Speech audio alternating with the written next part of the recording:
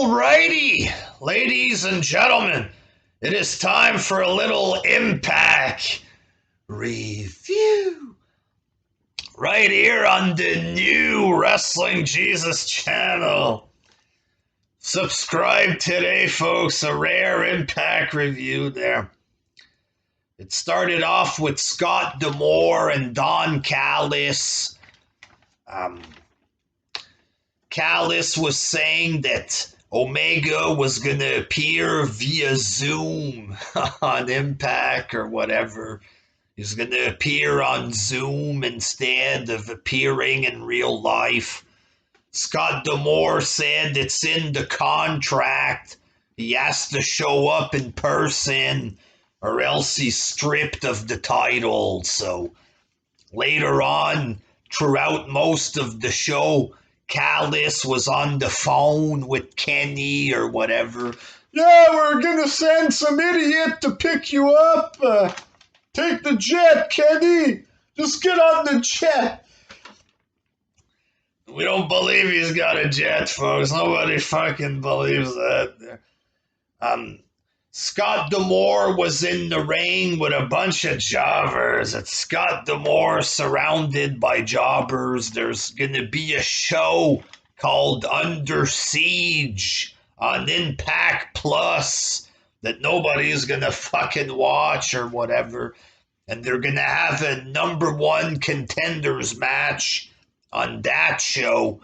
Not on Impact to get ratings there, but on some pay-per-view thing.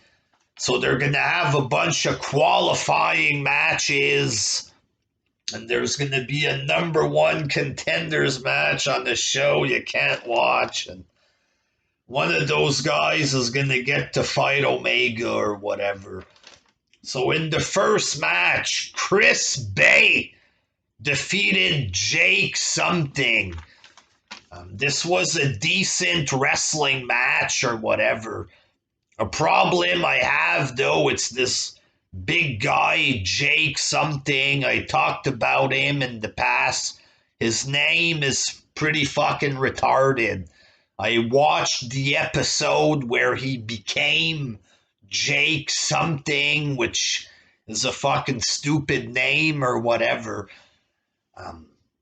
He's a big enough guy, you know, he looks like a wrestler or whatever, but he does a move. He jumps and just lands his crotch in the guy's face or whatever. He attempts it one time, it gets reversed. Then he fucking does it again, just jumps with his crotch right in the guy's face. The announcers are like, oh, he's got a mouth full of something. Like, it's an okay wrestling match. Can they just leave it at that? You know what I mean? I understand TNA is like an indie fan now, but do they have to do the crotch to the face? Does everything in the indie wrestling world have to be about men's crotch in another man's face, or men straight up doing things to other men's asses or whatever?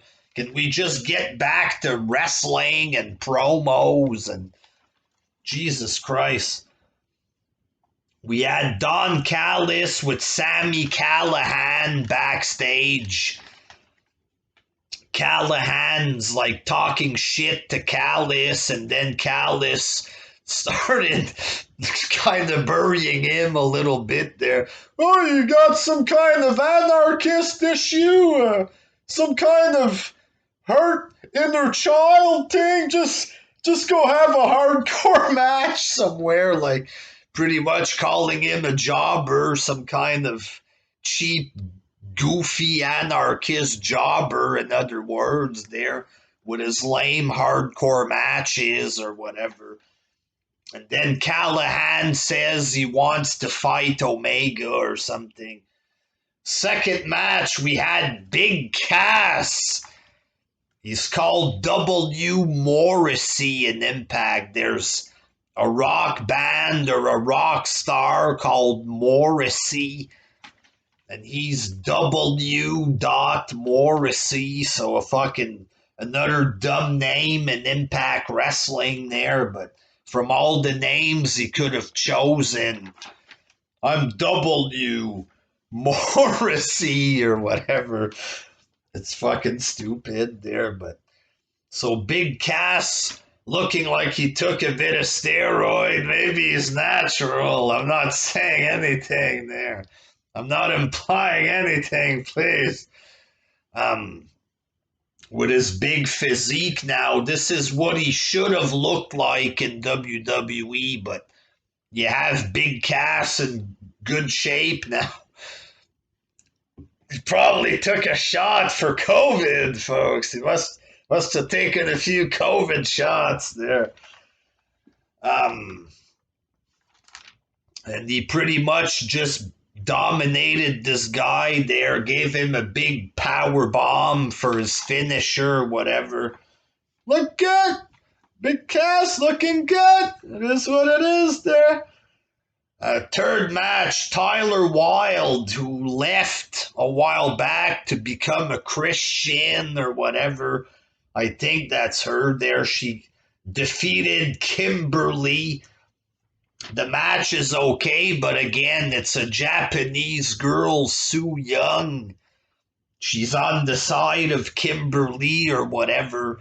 She takes off her shoe and puts her shoe in her face. Oh my God, the shoe! I guess because her shoe smells or whatever in the face there. Again, why does it have to be indie like this? You know what I mean? It just ruins the credibility of the matches. Fourth match, Josh Alexander defeated Ace Austin. The match was okay. The finish was sloppy looking there. They were botching some kind of power bomb position. The other guy was helping him out to try to lift him up. It went into an awkward looking submission finish or whatever. Just the Ace Austin guy with female makeup and purple hair there wasn't really manly there. Fifth match, Zack Ryder defeated his best friend Brian Myers in a boring match or whatever. The sixth match, Sammy Callahan against Eddie Edwards. Kenny Omega comes out in the nick of time. He wasn't stripped there. Kenny and the Good Brothers, they beat up these jobbers there. Other jobbers come out. Kenny beats them up with his friends or whatever. Don Callis cuts a promo. You know, I'm not a big fan of Omega, but he, compared to everybody else on Impact, he looks like a star compared to all the bums or whatever on there. But overall, it's a cheap show. You know what I mean? It's low budget, a lot of cheap stuff. But to be honest, folks, I didn't hate it. You know what I mean? TNA used to be like AEW. They were arrogant. We're the alternative. They were goofs. Did a lot of fucked up shit there. But as a Fed that's almost dead, as an indie Canadian indie Fed or whatever, I didn't hate it, let's say it. The show wasn't good. It was all right for an indie Fed, for a Canadian indie Fed. It was kind of all right, you know what I mean? So I might be giving Impact Wrestling another chance there, and I might do some reviews possibly on this channel. Support the Canadian Indies, ladies and gentlemen. Impact Wrestling. It's a new day or whatever there. So yeah, subscribe for some Impact Wrestling reviews there. Until next time, peace out.